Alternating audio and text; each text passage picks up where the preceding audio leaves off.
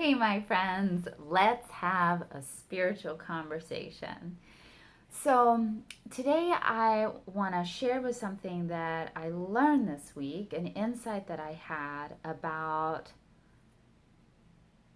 spiritual listening, hearing our own heart and intuition, and hearing sources of divine inspiration.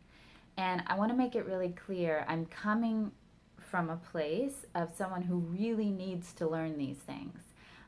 Because as much as I love the spiritual path and as much as like how that is a part of my DNA and what I'm about, part of that reason is because I struggle with it so much. And if overthinking, to some degree, obsessing and planning and that sort of thing, if those things like can be addictions, which they are, like I'm there. So, and I'm not saying this to confess to you guys. I want you to know this isn't like me trying to, share with you mere mortals the secrets of enlightenment. This is me freaking walking the path with blisters on my feet and sharing the things that I've learned because I have so needed to learn them. So, if you struggle with being in touch with your gut, with your intuition, or with like thinking yourself into a tornado or into a corner and you don't know how to get out of it, let me share what I saw this week. Okay, and let's see if it helps you as much as it did me.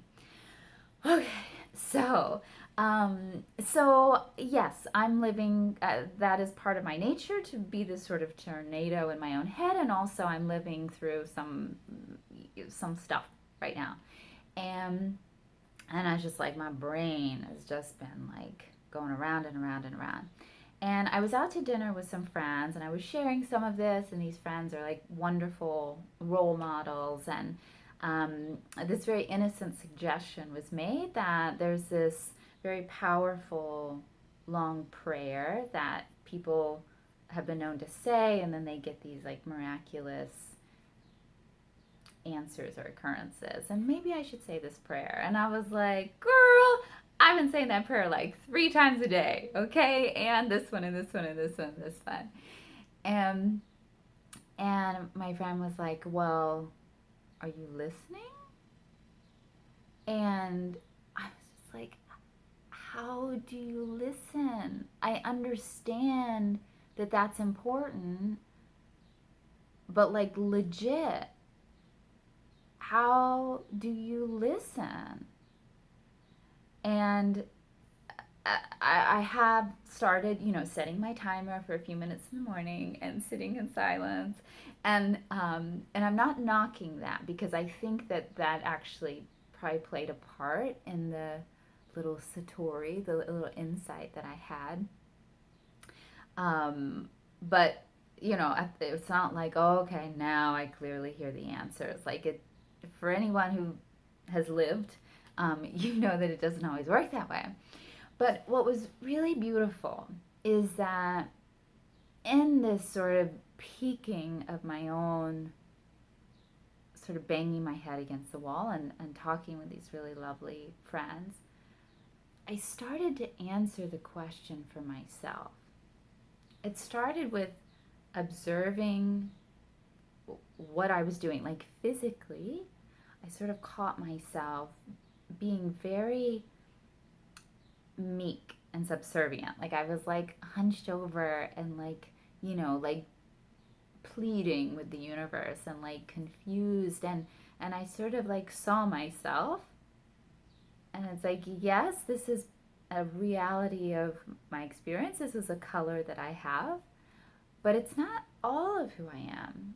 And maybe I need to choose to step into my empowerment, step into my dignity, into my trust, because we are all spiritually powerful and capable people.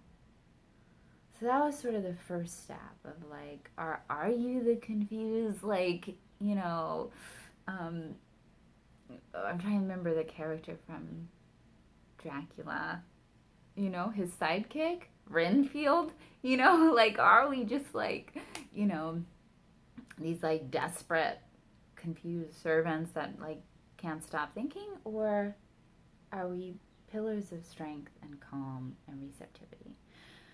So that was the first step of just choosing to step into that version of myself. And then when I left the restaurant, it was like coming out of a cave. It was like dark, and then I come out, and it's this beautiful evening, and it felt very expansive.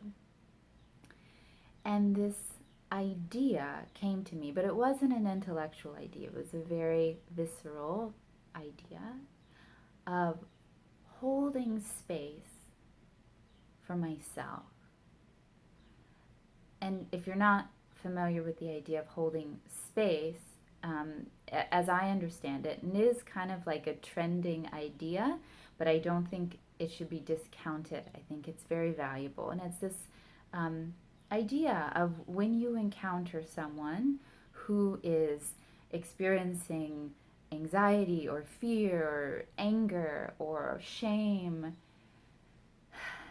that you sort of become the tree spiritually. You spiritually put your roots down and your branches up. That's how I see it. And you hold the ground for them spiritually. You hold the tent down while they're having their windy experience. And you hold it down very present. It's not a space of judgment, like, oh, that's you doing your thing. No, no, no. It's like this embracing, holding a space of presence and non-judgment and acceptance and courageous compassion and empathy. And sometimes we're better at offering these things to others than to ourselves. And I saw that, and I thought about holding space for myself right now. And even as I say this, like, I feel a relaxation in my gut, It's like, oh, okay. And it's like allowing the sentences to be unfinished, allowing the questions to be unanswered, being okay with not knowing where I'm going, and just holding space. And as I stepped into that, I felt this sense of openness and a little bit of mental peace and quiet like I had not known for a while.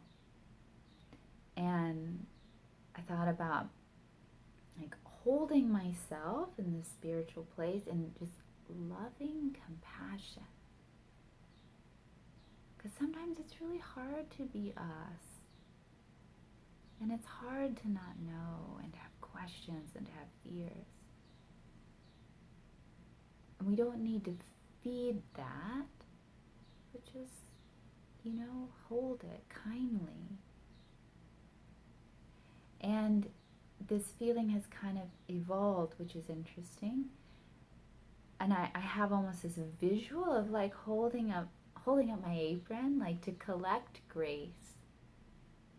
And it's not demanding and it's not angsty. It's just as I hold space for myself, there's also this like receptivity, this readiness to receive whatever comes, when it might come, the answers, the inspirations, the experiences, what have you. So this is something that has kind of broken through my clouds, the mental clouds and mists, and I offer it. Let's see how it goes this week. If this is something that you feel that you need, let's see how it goes, and feel free to let me know what you think about this. And also feel free to let me know if there are topics that you would be interested in me talking about.